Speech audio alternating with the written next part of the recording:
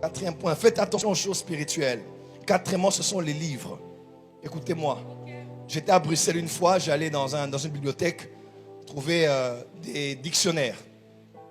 J'arrive là-bas. On me dit, le livre que vous cherchez, monsieur, le dictionnaire, se trouve dans la section des livres ésotériques. J'ai dit, ah bon? Il a dit, il n'y a pas ailleurs, ce dictionnaire-là, c'est le dictionnaire des religions, tout ça. J'ai même ça dans ma bibliothèque ici. On me dit, c'est dans cette rangée-là. J'ai dit, ok, on va aller faire un tour. J'arrive là-bas, je vois les livres qu'il y avait. J'ai dit, ok. Les livres à gauche, à droite, devant, des gros livres, des grimoires. J'ai dit, ah bon? Et quand j'avançais vers les dictionnaires que je voulais prendre, frère, j'entendais comme des esprits qui m'appelaient à acheter des livres. Donc tu entends comme un esprit qui te dit, achète-moi. Invocation de tel. Prière de tel de ceci. Prière de tel ange de cela. Prière kabbalistique de ceci, de cela. C'était comme des voix qui me disaient, viens.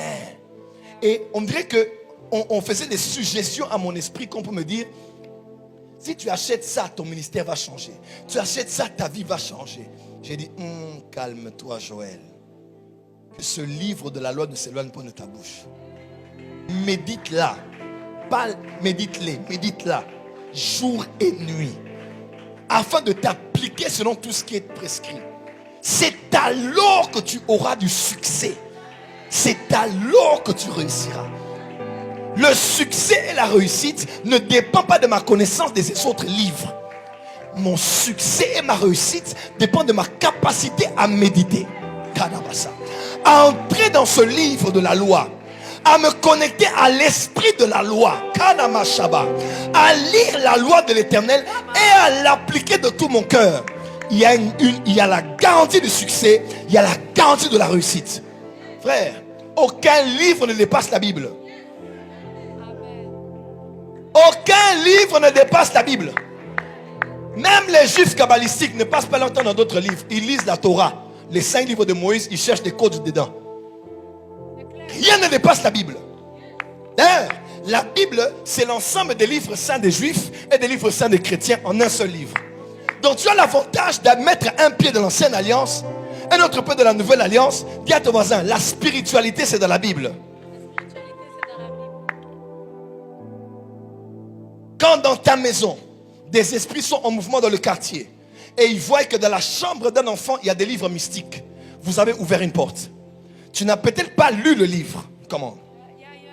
Tu n'as peut-être pas lu le livre. Tu n'as peut-être pas ouvert le livre. Mais le fait que le livre là soit là, il y a une prédisposition des esprits qui opèrent avec ce livre là d'être dans les environs. Ils vont commencer à suggérer à quelqu'un d'aller ouvrir le placard. Suggérer à quelqu'un de fouiller les livres de papa qu'il avait laissés. Et vous ne savez pas, vous avez oublié déjà des livres. Vous ne vous souvenez pas, mais un enfant qui a dans son corps l'attirance des esprits, il est poussé vers, il commence à ouvrir les livres de papa. Papa, on avait appris, papa était dans la rose croix. Papa était dans ceci. Et puis pof, tu tombes sur un livre. Ok. Et dès que tu prends ça, activation. La nuit tu rêves, on te donne un rêve. On commence à te dire, tu vas avancer en lisant ce livre. Les pensées commencent à venir. Tu commences à protéger ce livre. Tu commences à le lire. Et automatiquement, même si tu n'as pas appliqué, il y a déjà une ouverture avec le monde spirituel. Quand la restauration voulait venir dans le royaume de Juda, ils étaient en train de fouiller les décombres. Et ils sont tombés comme par hasard sur la loi. Et c'était le livre de Deutéronome dans le temps de Josias. Josias. C'est pas un hasard. Les esprits peuvent t'emmener vers un livre. Les anges peuvent t'emmener vers un livre. Tu peux être là, le Saint-Esprit te dit, lis beaucoup Ézéchiel. Lis beaucoup Esaïe. Lis beaucoup avec des apôtres. Lis le livre là. Parce que dans la loi, il y a l'esprit de la loi. Dans la lettre, il y a l'esprit de la lettre. Dans le logos, il y a le réma. Le réma n'est pas dans le hasard. Le réma est caché, codifié dans la lettre. Je mets en garde cette génération. Par le souci de tout lire et de tout comprendre. Toi là-bas, tu vas télécharger avec Kindle. Tu télécharges, tu vas manger la sorcellerie. On n'entre pas dans des choses tant qu'un maître ne t'y a pas conduit. Dans les mondes chrétiens, on a des pères spirituels. Mais dans la spiritualité, on a des maîtres spirituels. On ne fait pas un pas de plus sans que celui qui te guide ne te dise fais un pas ou arrête-toi là. On est une génération où tout le monde veut lire tout. Tout le monde veut comprendre tout. Attention, les livres prédisposent le monde des esprits à agir. Voilà pourquoi aime la Bible. Prends ta Bible. Fais un bisou à ta Bible. Dis avec moi, j'aime la parole de Dieu. Non, fais un bisou, dis j'aime la parole. Encore. Encore. Encore. Il n'y a rien qui dépasse ce qu'il y a dans la Bible.